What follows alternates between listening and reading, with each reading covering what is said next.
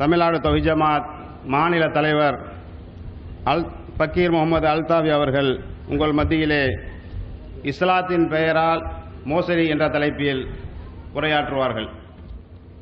அஸ்ஸலாமு அலைக்கும் வரஹ்மத்துல்லாஹி வபரகாத்துஹு.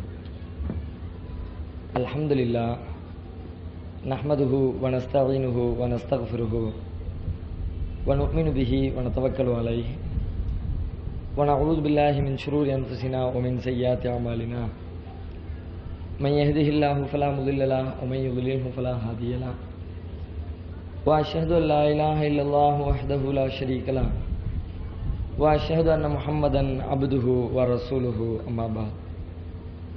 ஃபகத் क़ால அல்லாஹு தஆலா ஃபில் குர்ஆனில் அஸீம் அஊது பில்லாஹி மினஷ் ஷைத்தானிர் ரஜீம் யௌம துகல்லபு wujuhuhum ஃபின்னார் யகூலூன யா லைத்தனா அத்தஅனா அல்லாஹ வ அத்தஅனா ரசூலா ஸதகல் ரஹ்மானுர் ரஹீம்.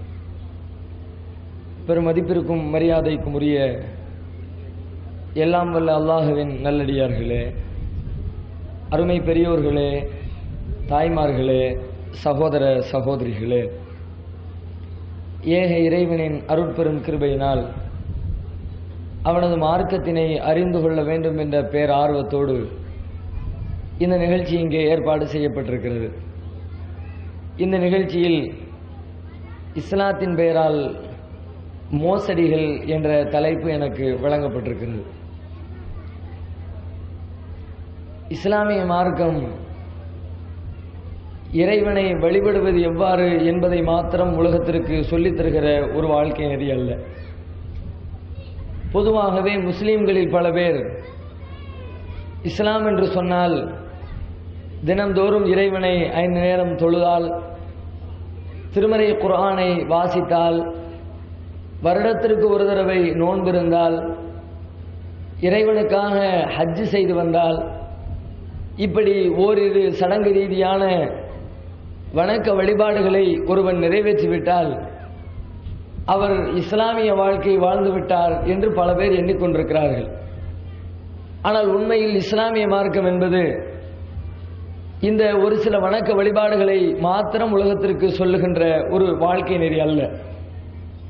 மனிதன் அவனது வாழ்க்கையிலே சந்திக்கிற எல்லா விதமான பிரச்சனைகளுக்கும், எல்லா விதமான தேவைகளுக்கும் சரியான முறையான வழிகாட்டுதலை உலகத்திற்கு சொல்லித் தருகிற ஒரு வாழ்க்கை நெறிதான் இஸ்லாம் என்பது.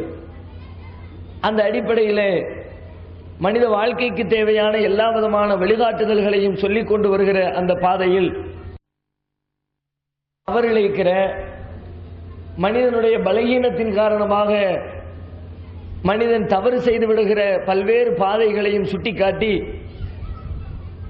மனிதனுக்கு தீங்கு ஏற்படுகிற ஒவ்வொரு விதமான தீங்கின் வழிமுறைகளையும் சொல்லிக்காட்டி, இன்னென்ன காரியங்களிலிருந்து மனிதர்கள் தங்களை தற்காத்துக் கொள்ள வேண்டும் என்றும் உலகத்திற்கு சொல்கிறது.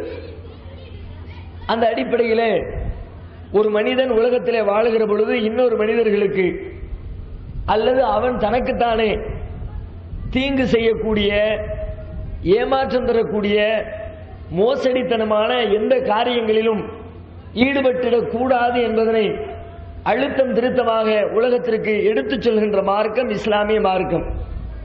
எந்த அளவிற்கு இதனை உலகத்திற்கு இஸ்லாம் சொல்லுகிறது என்றால், அன்னலம் பெருமகனார் நபிகள் நாயகம் ஸல்லல்லாஹு அலைஹி வஸல்லம் அன்னவர்கள் ஒரு தடவை கடை வீதியிலே நடந்து சென்று கொண்டிருக்கிறார்கள்.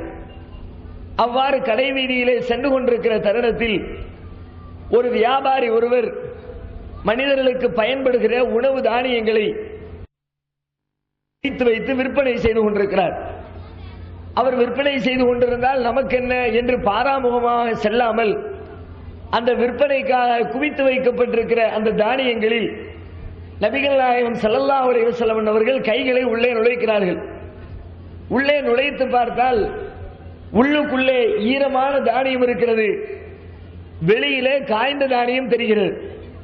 அதனை பார்த்த நபிகள் நாயகம் ஸல்லல்லாஹு அலைஹி வஸல்லம் அவர்கள் கடுமையான கோபத்தோடு அந்த மனிதரை பார்த்து சொல்லுகிறார்கள், மன் கஷ ஃபலைஸ மின்னா, எவன் மோசடி செய்கிறானோ அவன் நம்மை சார்ந்தவனே இல்லை. மோசடி செய்கிறவன் நபிகள் நாயகத்தினுடைய மார்க்கத்தை சார்ந்தவனாக இருக்க முடியாது. அவன் தனக்கு இஸ்லாமியன் என்று தன்னை சொல்லிக் கொண்டாலும், அரபி மொழியிலே பெயர் வைத்துக் கொண்டாலும், தலையிலே தொப்பி அணிந்திருந்தாலும், உடலிலே முக்காடு போட்டிருந்தாலும், இஸ்லாமிய சமுதாயத்தவர்களோடு சேர்ந்து வாழ்ந்தாலும், அவன் நபிகள் நாயகத்தினுடைய மார்க்கத்தை பின்பற்றியவனாக அல்லாஹ்விடத்திலே கருதப்பட மாட்டான் என்று சொல்லி நபிகள் நாயகம் தெளிவாக சொல்கிறார்கள். மன் கஷ்ஷ பலைஸ மின்னா, யார் மோசடி செய்கிறாரோ அவர் நம்மை சார்ந்தவரே இல்லை என்று திட்டவட்டமாக சொல்கிறார்கள். மோசடி என்பது இந்த அளவிற்கு நபிகள் நாயகத்தின் மார்க்கத்தை விட்டே ஒரு மனிதனை தூரமாக்கக்கூடிய ஒரு பெரும் கொடுமையான செயல் என்பதனை ஒவ்வொரு முஸ்லிமும் முதலிலே புரிந்து கொள்ள வேண்டும். அது மட்டுமில்லை, மோசடி என்று சொன்னால் பெரும்பாலும் நாம் என்ன நினைத்துக் கொண்டிருக்கிறோம், ஒரு பிறருடைய பொருளாதாரத்தை மோசடி செய்வது மாத்திரம்தான் மோசடி என்று நினைக்கிறோம். பிறரிடத்திலே காசு வாங்கிவிட்டு அந்த காசை முறைப்படி திரும்ப கொடுக்கவில்லை என்றால் இவர் மோசடி செய்துவிட்டார். அல்லது நாம் வீடு கட்டுகிற பொழுது நமது வீட்டிற்கு நமக்கு சொந்தமான இடத்தை விட்டு அருகில் இருக்கிறவருடைய இடத்தையும் சேர்த்து இழுத்து நாம் வீட்டை கட்டிக்கொண்டால் இவர் பிறருடைய நிலத்திலே மோசடி செய்து விட்டார் என்று சொல்லுகிறோம். அல்லது ஒருவர் செய்கிற வியாபாரத்திலே அவருடைய அந்த பொருளாதாரத்திலே மோசடி செய்து விட்டால், சரியான அளவு நிறுவைகளை செய்யாமல் அல்லது ஒழுங்கான பொருளாதாரத்தை விற்பனை செய்யாமல் அதிலே கோளாறு செய்துவிட்டால் அவர் மோசடி செய்து விட்டார் என்று சொல்லுகிறோம். ஆனால் இஸ்லாமிய மார்க்கம் இது போன்று வெளிப்படையாக தெரியக்கூடிய பொருளாதார மோசடி, நிலத்தின் மோசடி, வியாபாரத்தின் மோசடி என்ற வட்டத்தை தாண்டி மனிதன் அறியாமையினால் செய்கின்ற மோசடிகளையும் சுட்டிக்காட்டுகிறது. வெளிப்படையாக சில மோசடிகள் தெரியும், ஆனால் சில விஷயங்களை ஆய்வு செய்து பார்த்தால் அது மோசடியாக தெரியாது. வெளிப்படையாக பார்த்தால் சரியாகத்தான் தெரியும். வெளிப்படையிலே எந்த ஒரு தவறும் அதிலே தென்படாது. ஆனால் மனிதனின் அறியாமையினால், மனிதனின் ஆராய்ச்சி குறைவினால் அங்கே மனிதனுக்கு கேடு செய்யக்கூடிய ஒரு காரியம் அங்கே நுழைந்திருக்கும். ஒரு மனிதனின் கண்ணியத்தை குலைக்கிற காரியம் அங்கே மறைந்திருக்கும். ஒரு மனிதனின் பொருளாதாரத்தை சுரண்டுகிற காரியம் மறைமுகமாக அங்கே இருக்கும். மறைமுகமாக ஒரு மோசடி நடைபெற்றால் கூட அதையும் இஸ்லாம் அங்கீகரிப்பதில்லை. மாத்திரமில்லை, மறைமுகமாக மனிதன் அறியாத விதத்தில் கூட இன்னொருவனுக்கு மோசடி நடந்துவிடக் கூடாது. தன்னையும் அறியாமல் கூட ஒரு மனிதன் பிறருடைய கண்ணியத்தை குறைத்து விடக் கூடாது. அந்த அடிப்படையில் பிறரை அவன் ஏமாற்றிவிடக் கூடாது என்பதிலே கண்ணும் கருத்துமாக இஸ்லாம் இருக்கிறது. எந்த அளவிற்கு இதிலே கவனம் செலுத்துகிறது?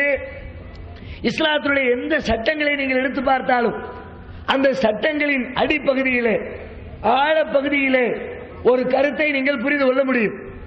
எந்த உலகியல் ரீதியான சட்டமாக இருந்தாலும் அத்தனை சட்டமுமே மனித நேயத்தை அடிப்படையாக கொண்டதாக அமைந்திருக்கும். மனிதாபிமானத்தை அடிப்படையாக கொண்டதாக அமைந்திருக்கும்.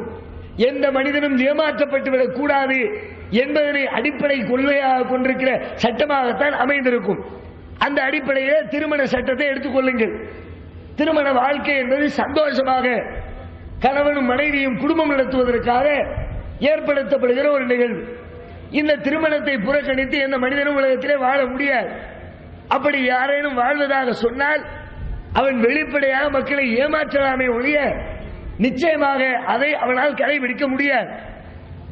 சில நேரங்களில் சில மனிதர்கள் இருக்கலாம், திருமணம் செய்யவில்லை, நான் திருமணம் செய்ய மாட்டேன், துறவரத்தை மேற்கொள்ளுகிறேன், திருமண வாழ்க்கையை புறக்கணிக்கிறேன், நான் குடும்ப வாழ்க்கையை புறக்கணித்து விட்டு இறைவனுக்காக தன்னை அர்ப்பணிக்கிறேன் என்று எவனேனும் சொன்னால் வெளிப்படையிலே சொல்ல முடியுமே ஒழிய உள்ளுக்குள்ளே அந்தரத்திலே அந்த வெளிப்படையில் செய்யாத காரியத்தை அந்தரத்தில் அவன் செய்யக்கூடியவனாகத்தான் இருப்பான். பத்திரிகையில பார்க்கிறமே, இப்போ ஒன்னா ரெண்டா பக்கம் பக்கமா வந்துகிட்டே இருக்கு. ஃபேமஸான சாமியார் மாட்டிக்கிட்டார்ல, நக்கீரன் பத்திரிகை மொத்த குத்தகைக்கு எடுத்துக்கிட்டான். அந்த ஆளை பத்தி ஒரு வாரத்திலேயாவது ஒரு செய்தியாவது வராம பத்திரிகை வரக்கூடாது. ஊரெல்லாம் நாரி போகுது. ஏன் நாத்தம்? வெளியில பூரா துறவரத்தை பேசினவர் உள்ளுக்குள்ள எவ்வளவு பெரிய துறவர சாமியாரா இருந்திருக்காருங்கிறது பத்திரிகையும் தொலைக்காட்சியும் உலகத்திற்கு பக்கம் பக்கமாக நமக்கு எடுத்து காட்டுகிறார்கள். அவர் ஏதோ மாட்டிக்கிட்டா அப்பாவி, செய்ய தெரிஞ்சவனுக்கு ஒழுங்கா செய்ய தெரியல. ஊருக்குள்ள இன்னும் எத்தனை பேர் இருக்கிறான்? எல்லா பேரும் இப்படிதான் இருப்பான். எவனுமே யோக்கியனா இருக்க முடியாது. ஒருவேளை ஒருவன் யோக்கியனாக இருக்க முடியும் என்றால் ஒண்ணு விவரம் இல்லாதவனா இருக்க